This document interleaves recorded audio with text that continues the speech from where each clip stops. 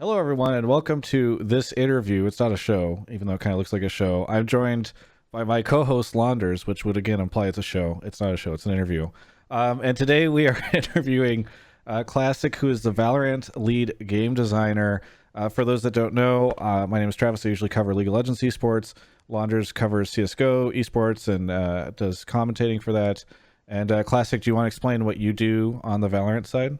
Yeah, sure. I'm the lead game designer on Valorant, so I'm pretty much responsible for all the gameplay within the game. So, whether it's balance or design decisions and direction, I'm on the hook for that.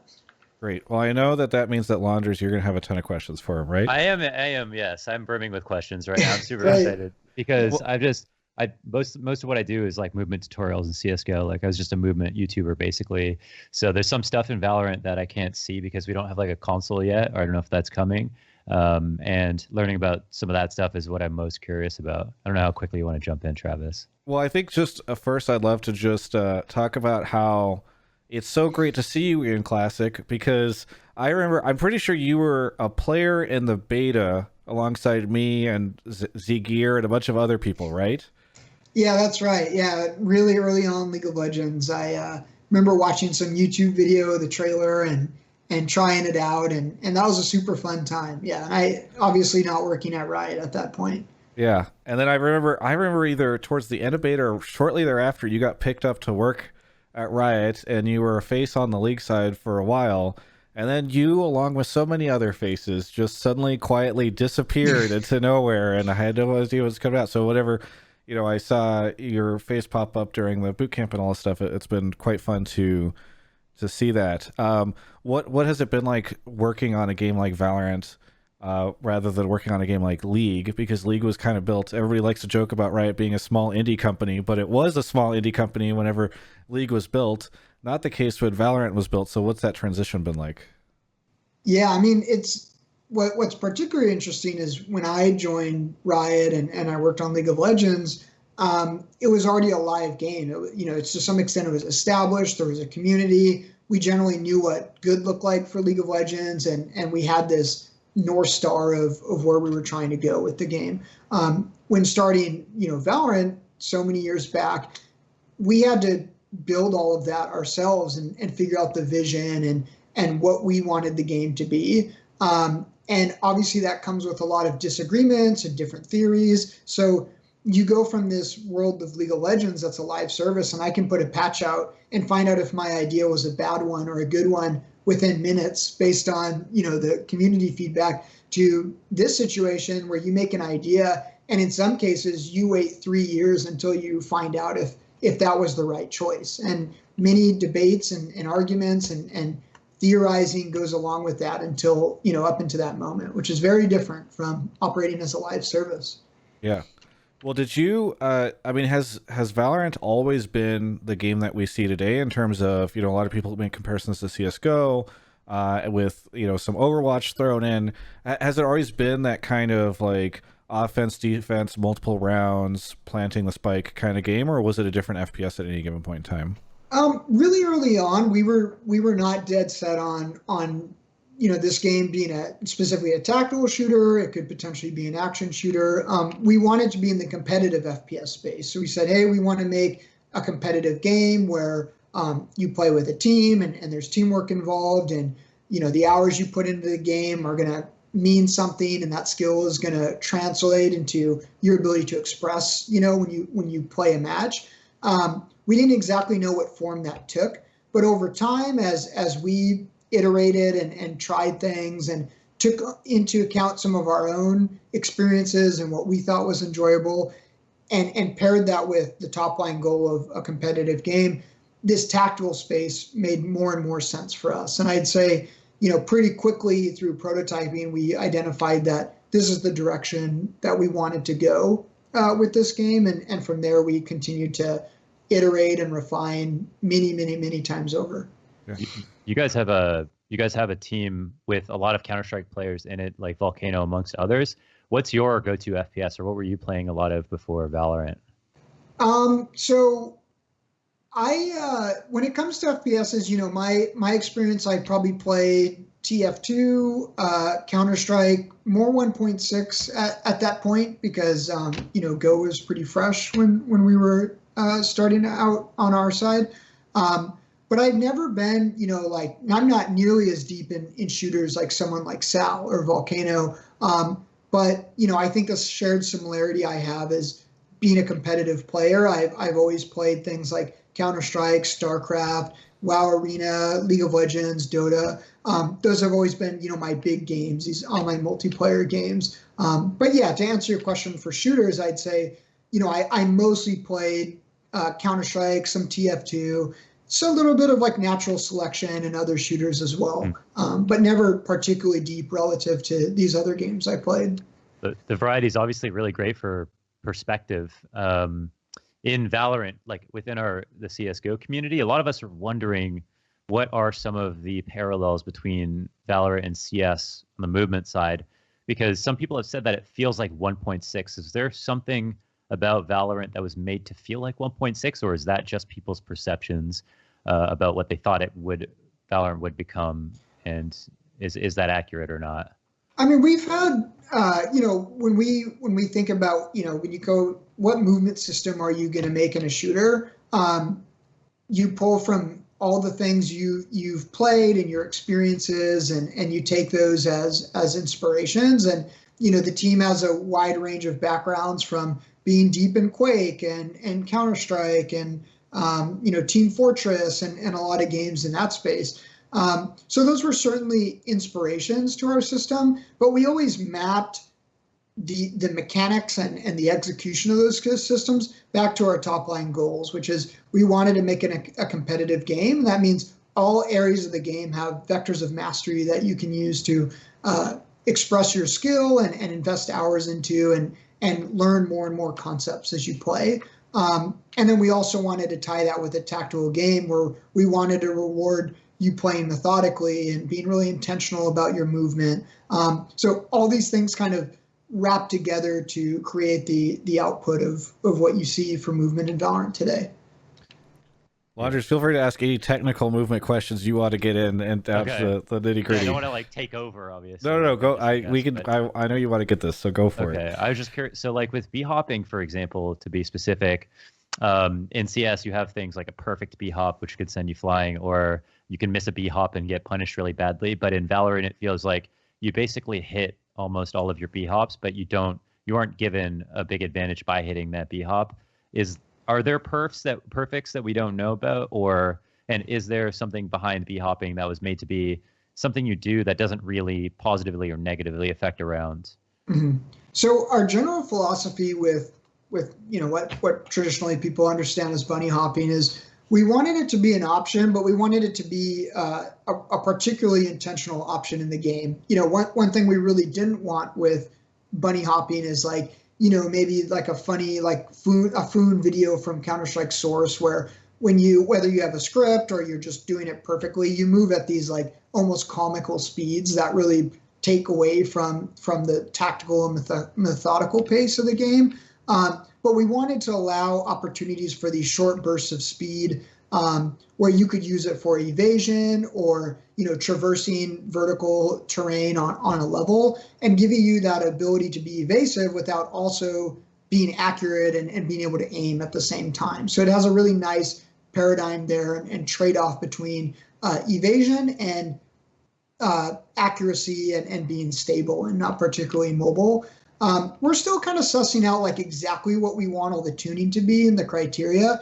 For the time being, we have a pretty early cap on it so that you do move faster for these short bursts if you're using some air control and you hit a couple consecutive jumps. But we definitely cap it so that you can never get up to a speed where it's worth just jumping around at all times rather than just running with your knife out, for example. And is it easier or harder to kind of like hit a B hop? Like I noticed the punishment level isn't very high. We obviously don't get as much reward as well. Is it like easier or harder to hit a B hop? Or are you just meant to be able to hit, like if you attempt it, are you meant to be allowed to hit it perfectly every time? Is that how the game works? I mean, I think in general we wanted this idea and this mechanic to be something that people who are interested in doing it and take a little time to learn can get into it. We didn't want it to be so hard that like, sub 1% of the player base could ever even pull off a second jump. Whether we have it tuned too easy or still too hard is something we can feel out over time. But the intention is like, if you're pretty intentional about trying to hit this jump and you've practiced a little bit, you should be able to get there pretty easily. It's definitely a balancing act if we want to say like, hey, each consecutive jump gets even harder, or it's generally just where it is now. We don't feel particularly strongly about the tuning yet, and we're just feeling out with something that we thought was a good starting point. I think it was implemented extremely well. So I was just curious kind of about like the details, but yeah, I like it. I like it as it is. Cool. For One the of the record.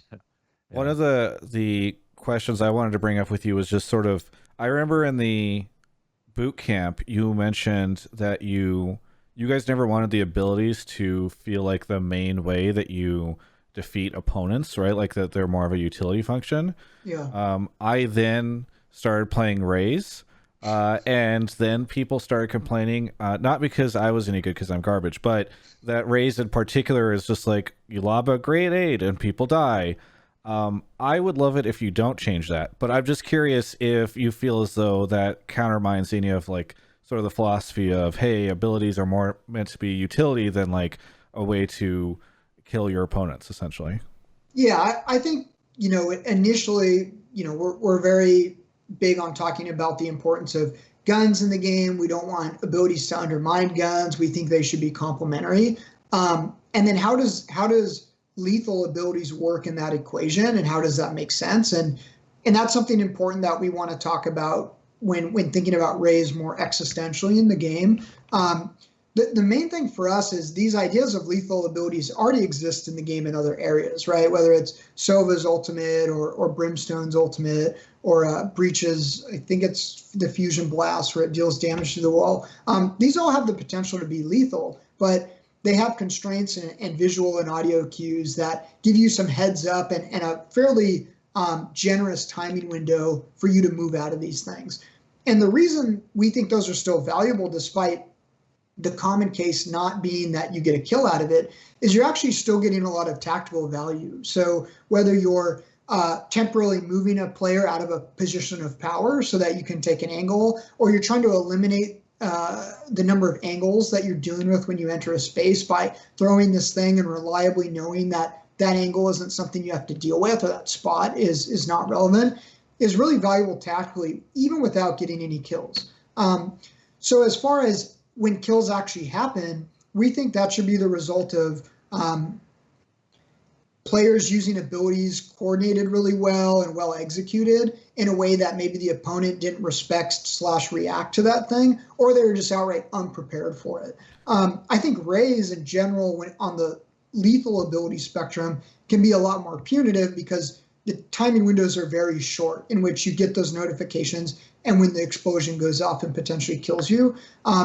That's something that we're still working on, and we want to make sure is fair and that we've done a good job on our side of doing, where it should be very clear when Raze brings the rocket out or fires it that, when and where that's going on, or, when a cluster is in the space and it's about to detonate, it's very clear what's happening and you know how to react and respond in the moment. So we're still adjusting those things, but just to call out that we think, these lethal abilities make sense in this type of game, understanding that realistically when it's playing how it's expected, they're not killing as the average or the extremely common case. They're creating these other tactical values, and in the right circumstances, they do kill.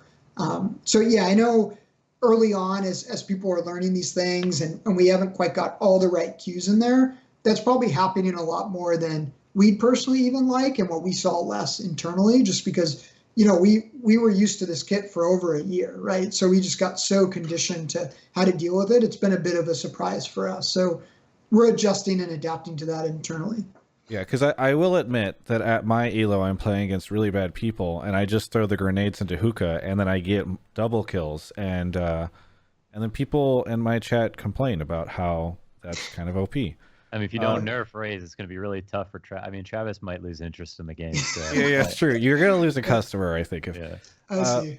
Lodgers, do you have any other follow-up questions on any of that stuff, or the character design or anything? Yeah, no, I think that's I like, I think it's a really reasonable approach. I would say with Sova and Brimstone, you obviously get more utility that you can use for the team, whereas Raze feels like focused on killing people, which I think I read somewhere in a description that the agent was intended to do damage above all else. I'm not sure if that's true. I feel like for her and Jet, they share that kind of. They're like the player that wants to be a very individual player might pick Raze or Jet to have more kill impact. Is that part of the game design as well, to have players fit into these kinds of roles on the team? Yeah, so like Raze, Jet, and Phoenix are all what we call duelists, and the intention with them is they're a bit more selfish with their utility. It's not as widespread for their team. They're really good at skirmishing and taking direct engagements with other players. They're probably, if you think about your lineup, they'd be the ones going first and putting their bodies on the line, and a lot of their tools help them with those direct engagements. So for Raze, when you're moving into a space, whether you're getting chip damage off like your satchel or your grenade, even the chip damage is really valuable because it's putting you in these different thresholds that make the Phantom one shot or the Vandal take one less bullet to kill. So these things are all really valuable for when you get in combat with your gun. In addition to helping you as you quickly move through the space, eliminate the number of angles that exist, or take a direct fight with someone and you know where they are. That's the intention with the character. It's not that you're just getting kills left and right nonstop when you play her, and you obviously we'll have to calibrate and see over time where all this stuff settles and how our changes can adjust that. But that's the intention with a character like her, and then within her role, she's definitely a lot more damage oriented, while Jet, for example, is a lot more mobile in comparison. I know we're a bit short on time here. I just had one more question about peeking. So I think the intention with the game is obviously to reduce peeker's advantage, allow a bit more favorability to people who are holding the angles. Is that always the case that if you are holding an angle, you should be able to get the first bullet off? Is that the intention for every engagement? Yeah, I mean, we want to make sure that, just because you have the angle doesn't guarantee you the outcome of that engagement goes your way, but we do want to have some advantage for the person that's already put themselves in position, they're prepared and ready, and that it's on the opponent who's peeking to figure out how do they create an advantage out of that. And that's where the agent abilities really should help and shine, is they help create that advantage and that window of opportunity to break that interaction. And for us, that is our intended case. There's a lot of circumstances that go into making sure that's true, whether it's stable server tick rate, lower latencies, high client frame rate. There's many factors, and not everyone is always in the perfect conditions. So we can't promise that that's true at all times, but we're doing our best to scale our infrastructure and optimize the game so that we can get to that as being true for as many people as possible. Also, just one more thing. In terms of how fast the game is, a lot of people right now in CS are also talking about how fast Valorant. People are saying that Valorant is very slow or feels slow in comparison to Counter-Strike, but then there's videos surfacing of like comparing the movement, and they seem pretty similar. Is Valorant slower than CSGO right now? Is it even comparable to CSGO right now? Or is it just a trick of the mind, the world scale, model sizes? Is it something else? Yeah, I mean, one interesting thing, this is a quick story for that. When we were showing off some of the videos and the gameplay early on for Valorant, we did see a lot of feedback, how the game looks really slow, like everybody is moving so slowly. And we felt like when comparing to other games, even like CS, any game where you just run around and you're not sprinting, we were relatively similar. So that's felt really odd to us. And a lot of it is in the tricks with the camera, where your eye height is positioned in the camera, your FOV and the perspective around you, the scale of the environment relative to you. All these things really matter in how fast you feel like you're going from a perception perspective. Things like the animation cycles in first person and how all those transition. So we did some adjustments before closed beta that we think helped a lot on the perception side to make you feel faster. Because we don't want to make you too much quicker. Like, we want to maintain hitting shots on a target that's peaking to be reasonable and tracking to be reasonable. but we knew that that was the perception. So yeah, we've done a lot of adjustments to try to get that to a place where it feels good. Cool. I'm going to steal one more question. I know we're running low on time, and somewhere a PR person in this call is tapping her watch at me. But I do, just kind of bouncing off what Launders was saying. You guys have spent so much time in the like discussions, the Discord with all the pros, talking about all the work that you're doing on the technical side to make this game, hit high marks and be able to run on a variety of different stuff. Like, is that weird from the right side? Is this something that you guys had to really like figure out? Because the other games that you guys have all done are like League, TFT, Runeterra. Like, these are not games that necessarily require the highest of frame rates. So with this game, do you guys have like frame rate goals? Are you hoping that eventually high-end machines can run it at like 300, 400 FPS? Like, what happens whenever you're, what's going into all sort of the technical side of the stuff? Yeah, I mean, when we were talking about like, hey, we'd be really happy with high-end machines getting as good as the high refresh rate monitors, right? Which was like 144 hertz at the time. And before you know it, 240s were coming out, and then 365s are being announced. So, we're trying to keep up with some of this stuff, and in closed beta, we're already working on some optimizations for high-end machines. I'm not going to promise like a steady 300, but we're trying to get this stuff as high as possible and as consistent as possible, so your game is as smooth as it can be, and try to keep up with the refresh rates that are going on with these monitors as they speed up really quickly. And yeah, that's a completely different space for technology compared to like a MOBA, where the refresh rate on your monitor just isn't quite as important as it is in a FPS, or your latency, right? Everybody connects to one server in NA in League of Legends, and ping can certainly make a difference in a MOBA, but not to the significant extent of 70 versus 5 ping in a shooter, where everything is just happening in milliseconds, and every single visual frame that you see matters. Is that just, do you just want to hit those high numbers because you feel like the hardcore fans care about it? Or I mean, what really drives that? Yes, Travis. It's yeah, I just mean like, because I feel as though a lot of other companies would be less interested in that, but you guys have put so much discussion on this stuff at the forefront. So I was just kind of curious, like, why spend so much time trying to do that stuff? Well, I mean, a lot of it, as we talked about, with a lot of the team having pro shooter backgrounds, they feel that, and I can feel it to an extent too, and we really appreciate the smoothness and the consistency that you get out of high frame rates. And it really matters, like when you assess the technology and frame rates, and how the adjustment and fluctuation of frames can actually really impact so many elements of the game. We think it's really important to the experience feeling good and being responsive. So we take it seriously as according to that. Yeah. Well, I think that's all the time we have. Anything you want to say to any of the Valorant folks that are either playing the game or sitting in Twitch chat right now? This is not live, but somewhere they're in a Twitch chat waiting to get access to the game. Yeah, I mean, for anyone that's playing and just anyone talking about the game, we've been absolutely floored by the reception. We're so excited that people seem to be enjoying it and are playing a lot and engaging. We're going to continue to support it and take feedback and try to make it better every day.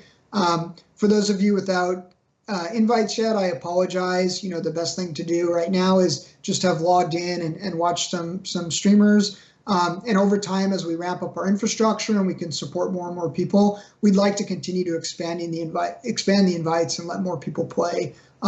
Some areas are difficult right now just due to the current global situation, especially across other regions, but we're working diligently to expand these so more of you can get in.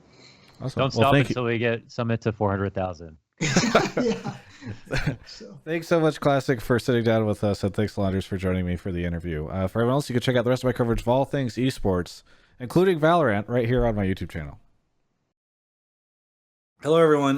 This outro is a little different because I want to spotlight this monitor that I just got sent from Alienware that is NVIDIA G-Sync compatible. Thank you so much to them. I'm going to play Valorant on it, and I want to do an unboxing, but I definitely don't have enough time in this outro, so boom, there we go, we got it unboxed. Now I'm running it off of an Alienware notebook with an NVIDIA card in it, so we're getting 144 FPS, but this baby with a The right setup can go up to 240. So check it out. You want to play Valorant, play it on this thing. You can go check it out over at alienware.com/Travis. There's a link in the video description below.